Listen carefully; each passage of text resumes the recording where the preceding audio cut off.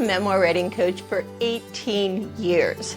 Some of my clients have included journalists from the New York Times, the Wall Street Journal, and Entertainment Weekly. One of the things I hear most often is, but I don't really remember. I was only 8 years old. And I tell them, excellent. That means you're going to write a very good scene. If that doesn't make sense to you, then you're thinking of your memoir in the wrong way. In this video, I am going to explain what a memoir truly is and how you need to think of it. I'm going to discuss what a reader actually expects from your scene. I'm going to help you figure out what goes into your book and what you need to leave out. And I'm going to talk about the different ways that your memory might fail you and give you a solution to each one of these problems. So, let's get into this. Whenever I hear a client say to me, I just don't remember, I know that we are going to have some mindset issues. If your goal is to remember your life on the page, the first thing I will tell you is this. A memoir is not an account of everything you lived through. A lot of people come to me thinking they want an account of their life in print. And I tell them I won't work with them until they understand exactly what it is I do. I help people take true events from their life and turn those events into a single storyline, a story that a stranger will pay money to read. In other words, your memoir should read like a novel, but it should be true.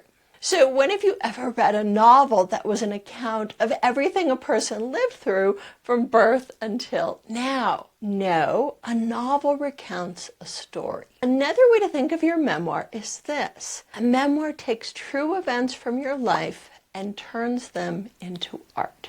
So how does that play into memory?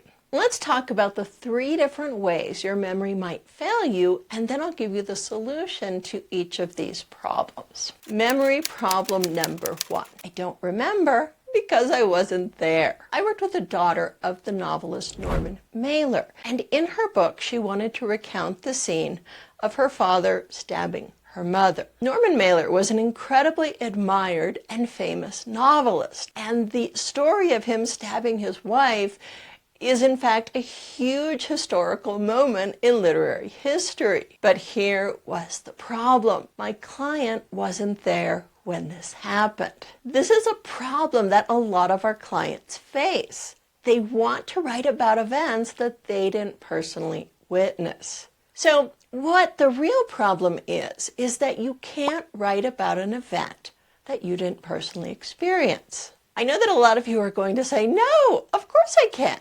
But let me explain. You have 2 components in your memoir. You have scenes and transitions. This is how all written stories are constructed. A scene does something very different for your book than a transition does. Unlike transitions, which narrate your story and tie everything together, a scene is where a reader lives through a particular moment with you. Scenes, by their definition, require you to recount something that you lived through. Okay, quick side note here. If you're writing a novel, your scene might be something that your protagonist lived through. But if you're writing a memoir, that protagonist is always you. We need a point of view in your scene, and that point of view is always yours in memoir. So this is a really important concept. Without a point of view, we don't know who to root for in your book. And if we don't know who to root for, we lose interest pretty quickly. So for Elizabeth, the solution was to give her version of her father's story. I suggested that she write something like this. Time and time again, the troubling topic would get brought up. Remember the time your father stabbed your mother? It colored my whole worldview. As a very young child, I had an image of how this might have happened. I imagined my father, tall and imposing, standing in front of my mother, blinded by rage and alcohol, yada, yada, yada. So what I want you to notice is that this is no longer another person's story. This becomes the narrator's story by telling it from her point of view. So The solution is that when you want to write about something you didn't personally experience, make the story your own.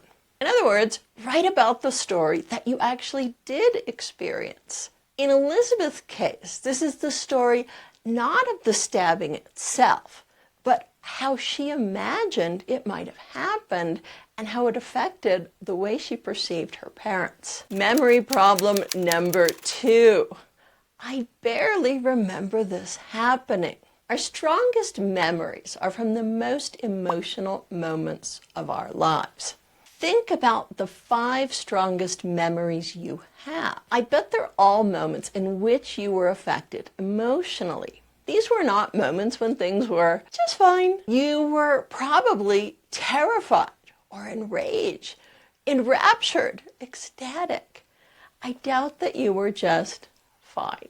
You weren't having a regular day. So if you barely remember an event from your life, the first thing that tells me is that this event didn't have a very big emotional impact. And when people ask me what scenes go in their book and what they should leave out, my answer to them is to write about the moments that had the biggest emotional impact on your life. Your reader wants an emotional experience, so you want to include the most emotional scenes. But what does this mean? Well, if you don't remember what this moment felt like, you probably shouldn't be writing about it in the first place. What is the solution here? Leave the scene out of your book. So I know a lot of you are not going to like that advice, but hear me out. First of all, I said, leave it out if you don't remember what the moment felt like.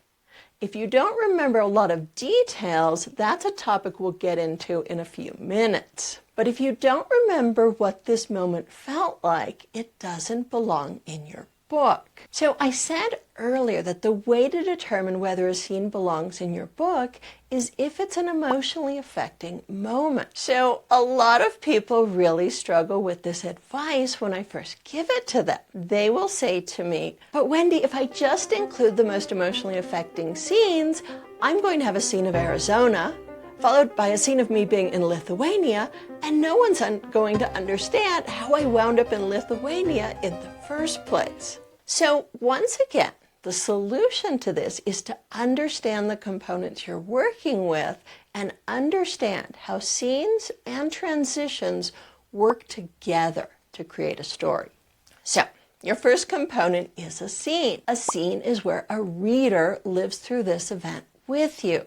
So anything that isn't emotionally affecting, anything a reader doesn't want to live through with you, isn't a scene that belongs in your book. Next, you have transitions. Now, a transition exists to let your reader know what the scene they just read has to do with the scene they're about to read. It goes in between your scenes. So, how do you write a memoir? Pick your best emotional moments and turn those moments into scenes. Then figure out the information that your reader needs to understand what one scene has to do with the next one.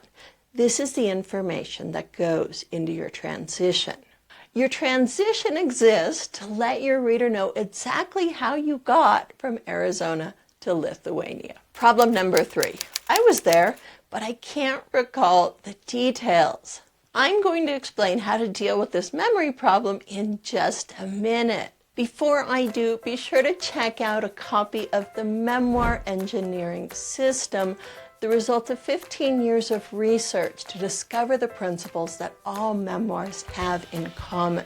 You'll find information on my book, as well as how to get one-on-one coaching from me and my team in the link in the description below this video, or scan the QR code on the screen.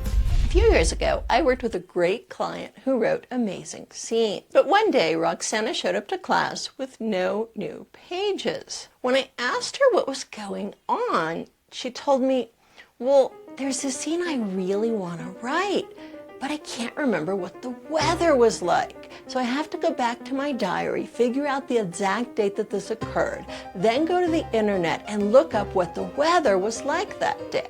I laughed so hard when I heard this. Honestly, your reader doesn't care if it was rainy or sunny or if your car was blue or red. We don't care what month it was or what you were wearing, or usually we don't even care much about the scenery. So I have seen this happen to far too many clients. They get sucked in by diaries and old photos and old letters, and suddenly they get stuck in their book because the account that they're reading is not the same story as the one they're telling in their memoir. And suddenly they don't know what story they're supposed to be writing. So the truth is that the story you tell in your memoir is going to vary depending on whether you're 20 years old or 70 years old. Your perspective changes. So your diary might tell the truth you lived through when you were 12 years old, but the story you're writing in your memoir is completely different because your perspective has changed. Don't let this stress you out. The story you are telling now, if it's your 70-year-old version, is probably much truer than the version you told yourself when you were 12 years old, even if your recollection of the facts is kind of fuzzy. So the truth is that most scenes I read have far too many details, and they're actually far too long. Details actually often get in the way of what matters in your story, what it felt like to be there in that moment. What you should remember is the emotional impact of that moment. So that is what you want to write about. The other thing to keep in mind is that your scene doesn't have to be long. Most people start their scene too early and end it too late. So take a look at this scene from Joan Didion's Blue Nights. I am going to read you the entirety of the scene from beginning to end. You're just going to swallow a little camera, they said in the ICU when they were trying to demonstrate to themselves what was causing the bleed. I recall resisting. Since I've never in my life been able to swallow an aspirin, it seemed unlikely that I could swallow a camera. Of course you can. It's only a little camera. A pause. The attempt at briskness declined into wheedling. It's really a very little camera. In the end, I did swallow the very little camera, and the very little camera transmitted the desired images, which did not demonstrate what was causing the bleed, but did demonstrate that with sufficient sedation, anyone could swallow a very little camera. So in that scene, we don't even know who's speaking to the narrator. It's just some unnamed person from the medical staff. A they. We get zero description of the ICU. But who cares? I know what an ICU looks like. I didn't need for the author to comment on the smell of antiseptic or the fluorescent lights. A scene does not have to include lots of details for it to be compelling. Keep in mind that the scene I just read to you was written by Joan Didion, a literary icon. If Joan Didion doesn't feel the need to describe everything in the scene, why should you? All you need to do is let us live through a moment with you. Surely you remember what that moment felt like. And if you don't remember, that moment doesn't belong in your book. If you don't remember what that moment felt like, that moment wasn't important anyway. If you want to learn more about how to use scenes and transitions in your book, check out this video. Or if you want to learn more about how to use other people's stories in your own memoir, watch this video here.